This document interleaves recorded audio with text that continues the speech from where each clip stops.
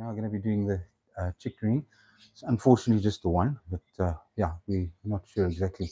There, Ari is here, so welcome, Ari. Thanks. Okay. Always nice being here. Have the opportunity. Okay, great. The other thing as well, we're going to be doing things a little bit better. That's why I got somebody else at least doing the camera work for us as well. Thanks to my wife. I see the cat is here as well, but you're not welcome. Then we're going to be doing the obviously go down to take the chicks out, but I'm going to stay there. We've decided we're going to put in a heating pad in the actual nest box. The main reason is this weekend we know the weather is going to be dropping quite. It's going to get a lot colder, and we definitely don't want to take that risk. So it is a heating pad that's made for pets, as well as I've got a Wi-Fi control as well to just manage and control and monitor the temperature. Okay, so we hope that everything goes a lot better then, and well, obviously the green should be great. Thank you. Okay, so let's go down and sort that out.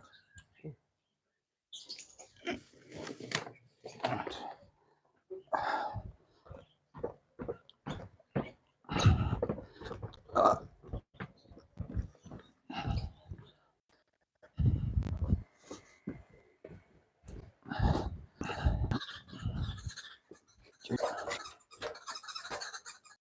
right.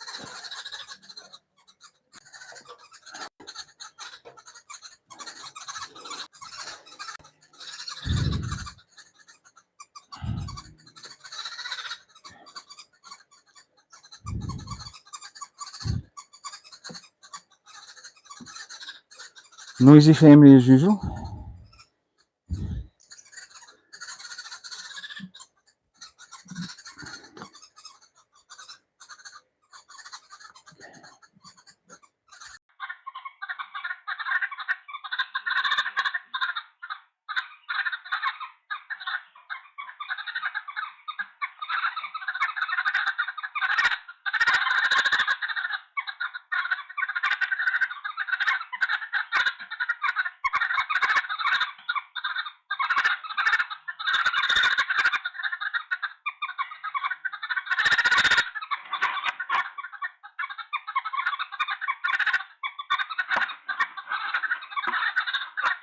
Noisy family as usual.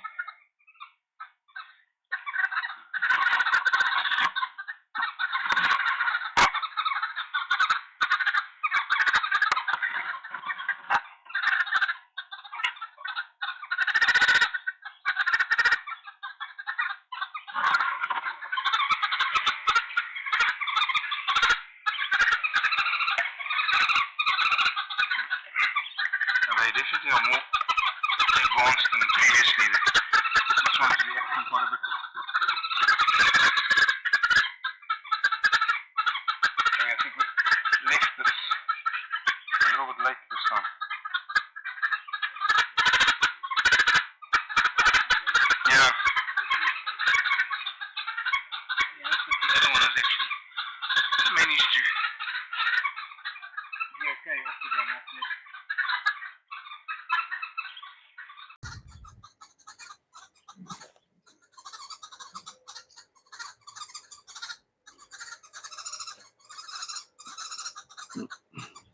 They definitely are more advanced than previously. This one's reacting quite a bit. I think we left this a little bit late this time. I think there's still quite a few days left. Yeah. Staging, so it shouldn't be an issue. Okay. We hope that the other one has actually managed to be okay after going out the nest.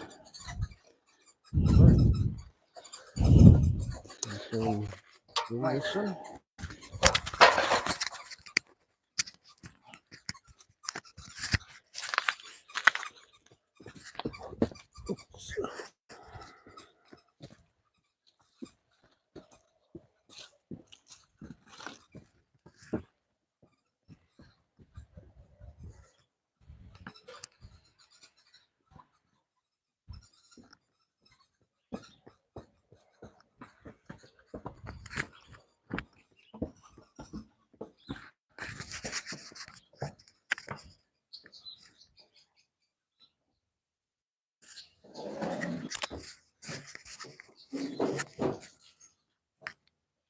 very much deja vu. And this before we in the same spot.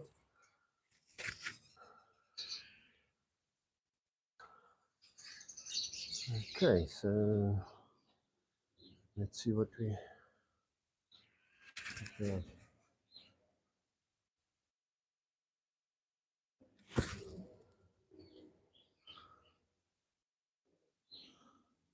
Oh, I can smell you. 71.7 grams, so what you would expect from a female chick. And as you can see, there's no brown throat feathers or of any sort. Looks quite fat, or maybe just ready to let the bomb go.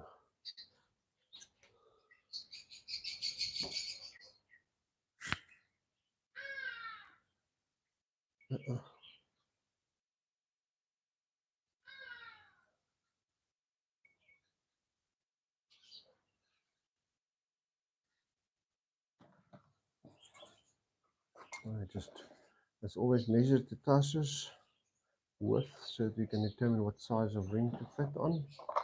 Even though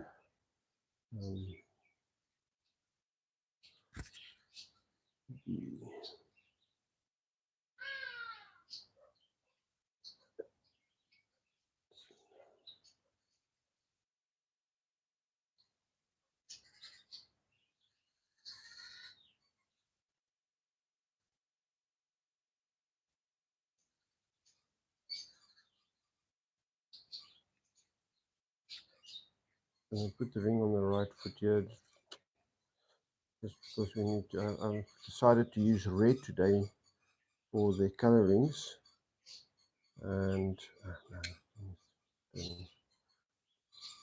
now there's only one, so it doesn't matter which foot I put the red. I just need to make a note of that. Right, so that ring is nice.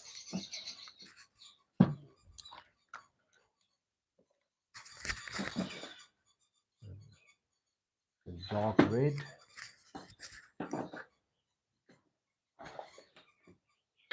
Needs to go into the left foot. I'm calling for you.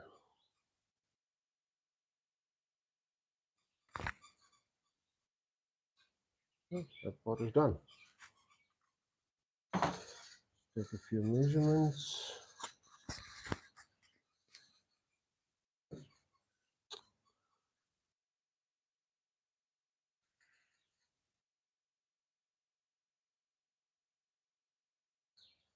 So the wing feathers, the page I'm doing the writing on is the same page I used last time when I ringed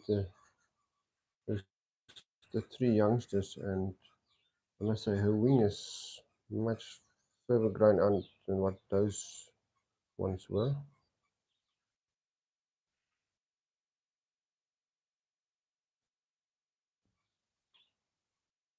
Same with the tail. So they've been doing well. 6, 4. The head size slightly larger than what that young female was, the one with the orange on the right. Can't now think of what the name is.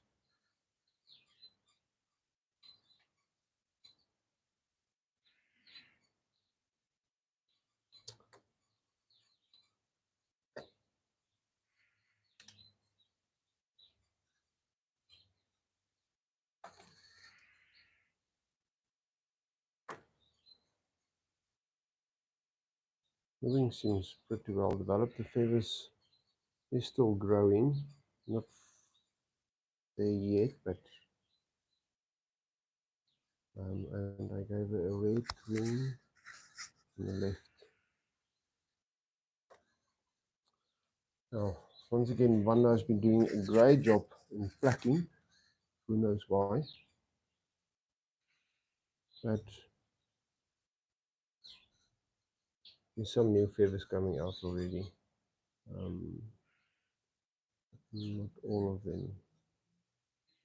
You must grow feathers quickly. Okay, that's it. We're done. I'll take it back, put it in a warm nest, and stay a couple of days before she takes off.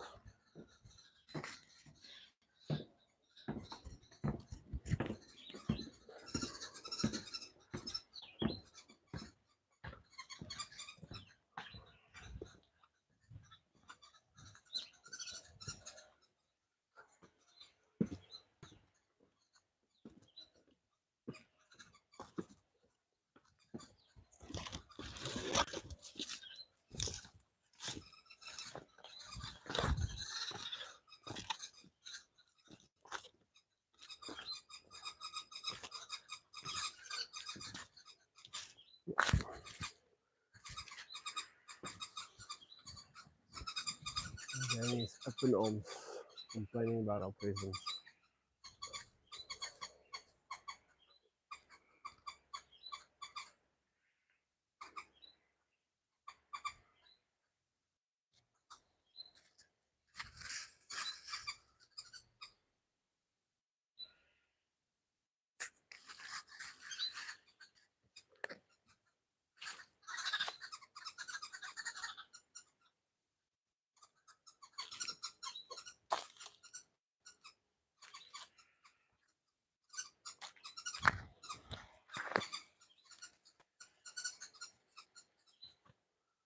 This seems to be one of the bigger gangs of wood hoopoe around.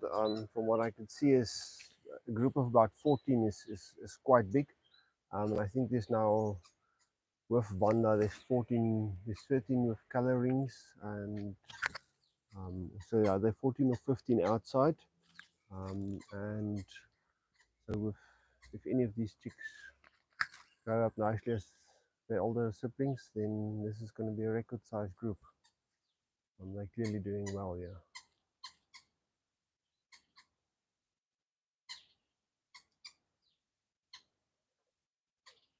Their winter nest in general seems to be less successful than obviously later on in the season, more warmer temperatures. Last year, the July nest also lost a few chicks to cold weather. But that's, I think, anyone that fledges in the winter time is a bonus anyway.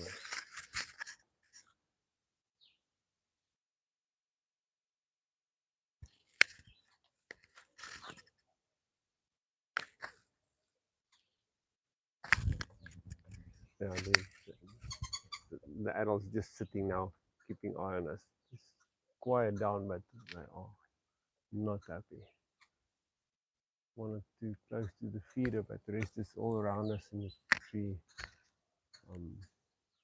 Even the one on the feeder is looking at us rather than the food.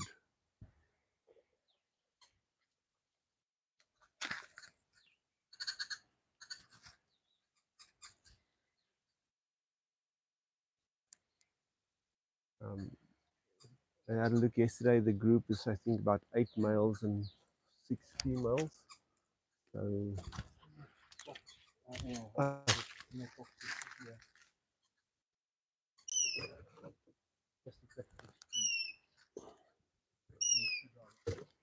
there's a screwdriver, but there's no screws. There's a plastic packet in your back pocket. That one.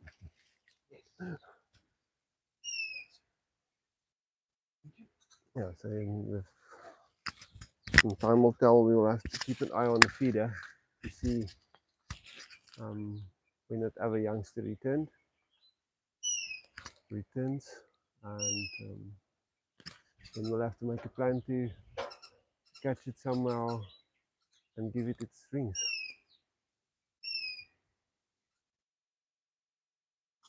The grey hornbill is, I'm not sure what to do with all these noisy wood hoopoes. Looks like the male, yeah. I think he wants to go down to the feeder.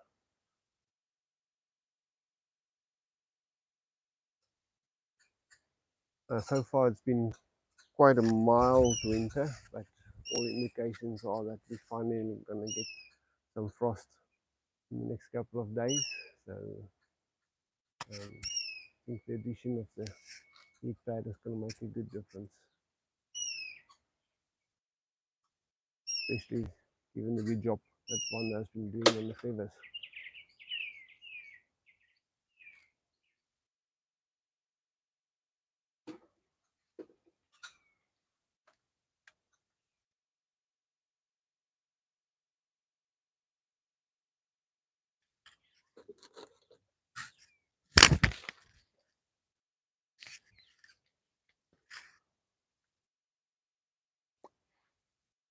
At least she's quiet in the bag.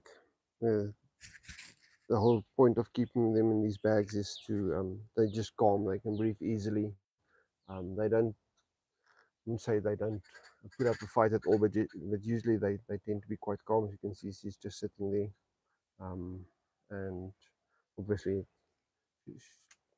she shouldn't cool down really in this bag. Keep them warm. Um, so one don't want to keep her like this for too long, but a couple of minutes is definitely not going to make a difference. She'll be just fine. Typically, when we do catch birds in the wild, uh, put them in these bags, hang them, and you want to ring them and take all the measurements as soon as possible. And there's a couple, not only to just get the bird out and it can go on its day and look for food and feed its chicks, but also wanting to go back to the nets and collect the next round of birds. So this whole cycle of you put up the nets in the morning, you go and take out the birds. The first round, you ring them, you go back, take out the next round of birds, so, and as the day heats up, you need to go and visit the nets more frequently. So every time, bring all the birds that you caught before the next round, which is, let's say, 20 minutes or so apart. It takes a couple of minutes per bird,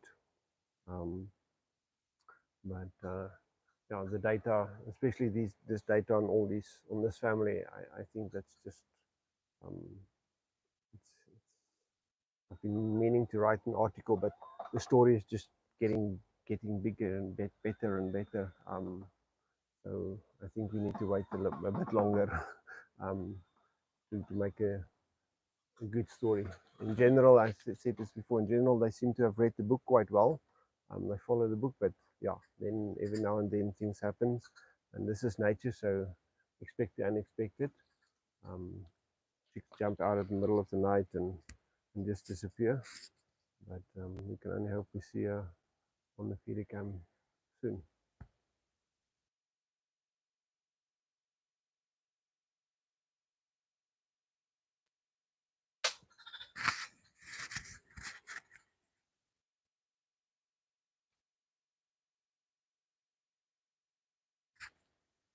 No, they're going nowhere. My concerns, I don't know how many roosts they have. So we know they roost in the neighbor's roof here, and then there's some that roost in my neighbor's roof.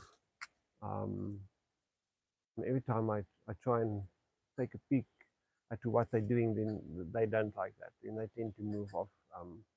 And they don't move this direction, so I assume they've got another roost that they then go. And so hopefully these youngsters, as soon as they get out of the nest, they are able to roost with the adults, especially now in winter time. But I'm sure they will. The adults will make sure they roost in a nice, comfortable place. Yeah, they're starting up again.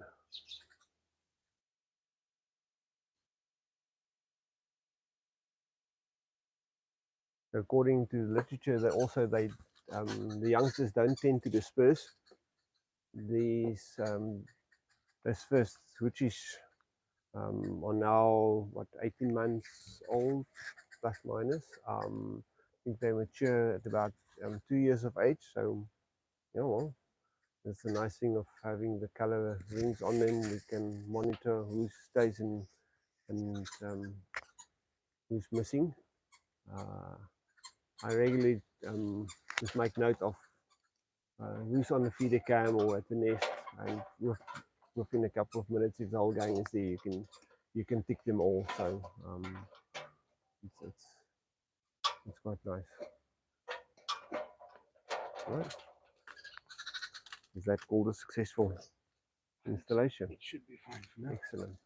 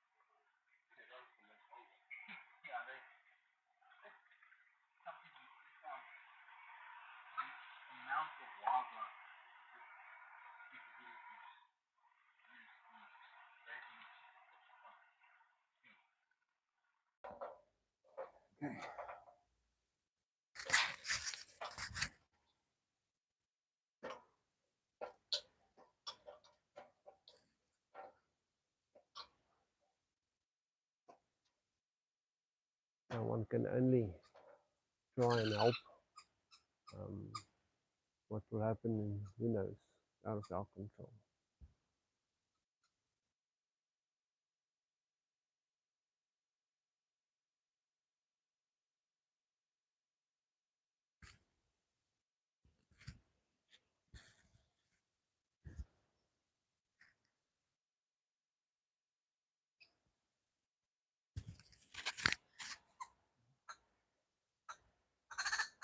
I don't know where they get all these big grubs they're feeding the chicks, and clearly in the early mornings, especially in this cold weather,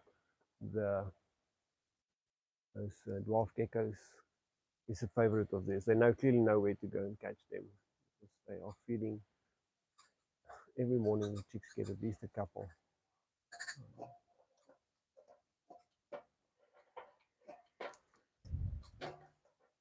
Those geckos are quite common in the gardens. But the rate they're feeding them to the chicks, I don't think they're going to be around for much longer. Yeah, that's something we found. The amount of wildlife that this group of Wurupus use in raising their chicks is actually quite extreme. Okay. So, everything go well with the queen? What is it? It's a go. It's a go. The wing feathers have grown out quite a bit more than the previous ones we winged. I'm pretty sure the others were. I'll have to see how old they were in terms of number of days from hatching, but I don't think it was. They were that much younger. So clearly these ones were doing well, and that's maybe why the one fledged last night just decided it's good enough. Okay. Right. Okay.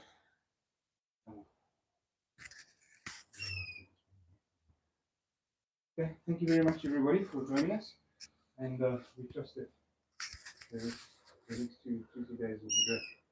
Okay, the last this week has been actually quite stressful and obviously not the best outcome, but hopefully things will be fine now. Thank you very much. Good afternoon. Goodbye.